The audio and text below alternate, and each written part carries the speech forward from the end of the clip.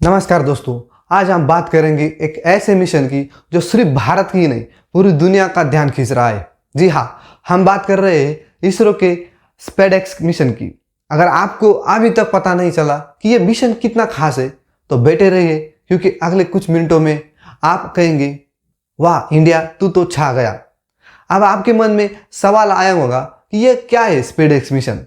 तो दोस्तों, कहानी शुरू होती है हमारे देसी PSLV C-16 रॉकेट से। स्पेडएक्स को इसरो ने लॉन्च किया और धरती से करीब 470 किलोमीटर की ऊंचाई पर 2 सैटेलाइट को तैनात किया। अब ध्यान दें, ये सैटेलाइट साधारण नहीं है, इन्हें एक खास मकसद के लिए भेजा गया है। जो सैटेलाइट स्पेस में भेजी है, ये उनमें से एक सैटेलाइट का नाम है टारगेट और दूसरी का नाम है चेसर।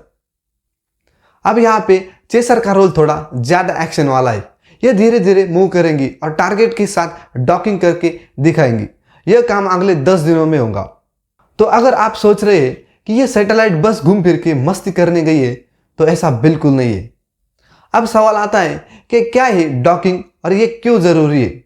डॉकिंग का मतलब आसान भाषा में 2 सैटेलाइट या स्पेसक्राफ्ट को एकदम सटीक तरीके से जोड़ना, वो भी बिना किसी टक्कर के। और सोचो, अगर इंडिया कल को अपना खुद का स्पेस स्टेशन बनाना चाहे या फिर चंद्रमा पर कोई बेस बनाने की सोचे, तो सबसे जरूरी होगा स्पेस डॉकिंग। अब तक दुनिया में स्पेस डॉकिंग में सिर्फ 3 उस्ताद हैं, अमेरिका, रूस और चीन। और अब चौथा नाम जुड़ने वाला है हमारा प्यारा भारत का। अब जानते हैं इस मिशन की खास बातों को। इसरो ने 2 सैटेलाइट को एकदम परफेक्ट तरीके से अंतरिक्ष में छोड़ा।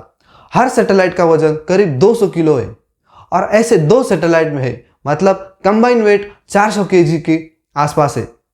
यह मिशन इंटरनेशनल डॉकिंग स्टैंडर्ड को ध्यान में रखकर डिजाइन किया गया है। मतलब कल को अगर भारत का कोई स्पेस स्टेशन बनेगा तो हम इंटरनेशनल लेवल पर अपने स्टैंडर्ड को साबित कर चुके होंगे।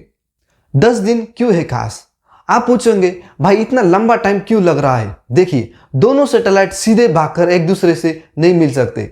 अगर दोनों तेजी से मूव करें तो टक्कर हो सकती है। इसलिए धीरे धीरे सावधानी से सैटेलाइट अपनी पोजीशन बदलेंगी।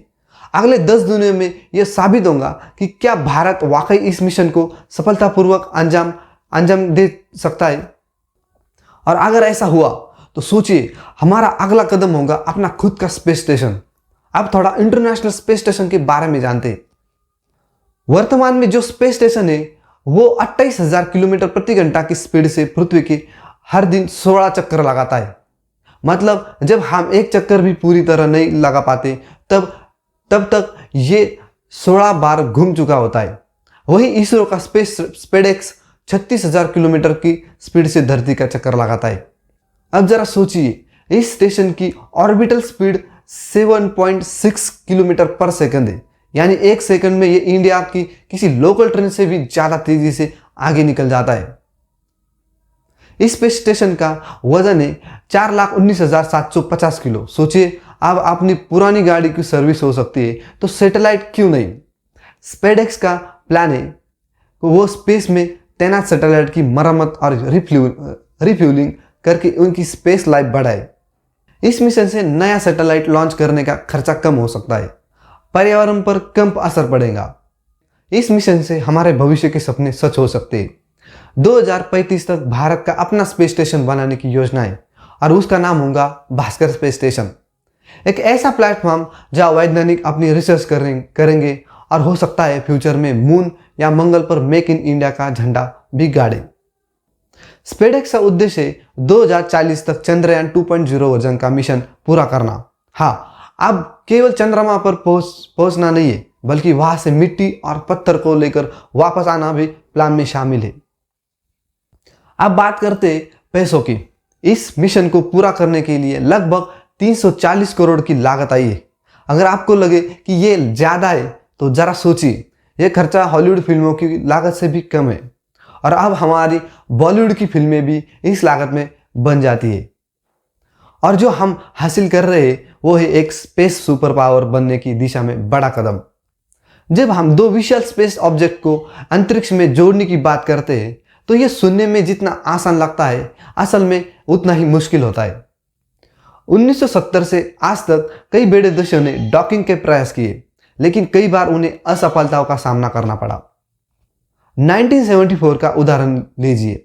यूएसएसआर के एस्ट्रोनॉट को धरती पर वापस लाना पड़ा क्योंकि स्पेस डॉकिंग फेल हो गई थी। नतीजन उनकी जान खतरे में पड़ गई। यह तो केवल एक घटना है। अमेरिका और रूस जैसे स्पेस सुपर पावर भी इस टेक्नोलॉजी में शुरुआती दौर में कई बार फेल हो गए।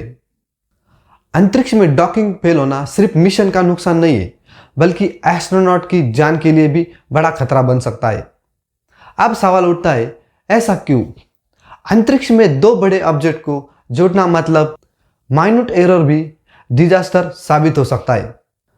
यह ऐसा ही है जैसे दो चलती गाड़ियों को 100 किलोमीटर प्रति घंटा की रफ्तार पे जोड़ने की कोशिश करना, वो भी बिना किसी दुर्घटना के। 2010 में इन समस्याओं को हल करने के लिए दुनिया में इंटरनेशनल डॉकिंग सिस्टम स्टैंडर्ड बनाया गया। इसका मतलब दुनिया के हर देश को अपने डॉकिंग मैकेनिज्म को एक निश्चित आकार और मापदंड के तहत डिजाइन करना होता है, ताकि अगर कल को भारत के स्पेस स्टेशन को किसी अन्य देश के स्पेस स्टेशन से जोड़ना हो तो दोनों के डॉकिंग सिस्टम मेल खा सके। यूनिफॉर्मिसिटी यानी समानता से समस्या हल हो सकती है और अंतर्राष्ट्रीय सहयोग आसान हो सकता है। लेकिन कहानी यही खत्म नहीं होती। जब भारत ने इस टेक्नोलॉजी को अपनाने की कोशिश की तो हमें बड़ी चुनौती को सामना करना पड़ा। भारत ने अंतर्राष्ट्रीय डॉकिंग सिस्टम को समझते हुए खुद की भारतीय डॉकिंग टेक्नोलॉजी विकसित करने का फैसला किया। लेकिन दिक्कत कहाँ आई? दुनिया के 3 बड़े देश अमेरिका, रूस और चीन अपनी डॉकिंग टेक्नोलॉजी को बाहर शेयर नहीं करना चाहते। आखिर यह तकनीक उनके लिए स्ट्रैटेजिक और सुरक्षा का विषय है। भारत को यह रास्ता खुद तैयार करना था। इसरो ने हार नहीं मानी। भारतीय वैज्ञानिकों ने दिन रात मेहनत करके ऐसा सिस्टम तैयार किया जो इंटरनेशनल स्टैंडर्ड को सपोर्ट करता हो। इस मिशन की खासियत क्यों है इतनी ऐतिहासिक?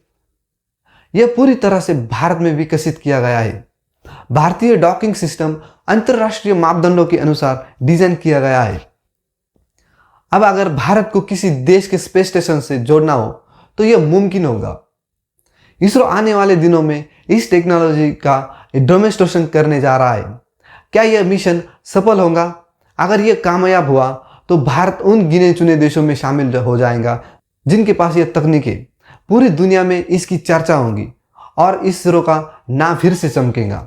आप सोचिए दोस्तों, यह केवल एक मिशन नहीं, यह भारत की अंतरिक्ष में आत्मनिर्भरता और वैश्विक सहयोग की ओर बढ़ाया गया एक बड़ा कदम है।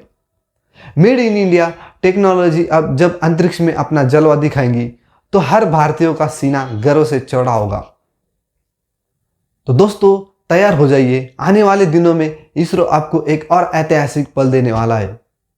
जिज्ञासा रखिए, सपोर्ट करिए और गर्व से महसूस करिए कि आप इसरो के साथ इस ऐतिहासिक सफर का हिस्सा है।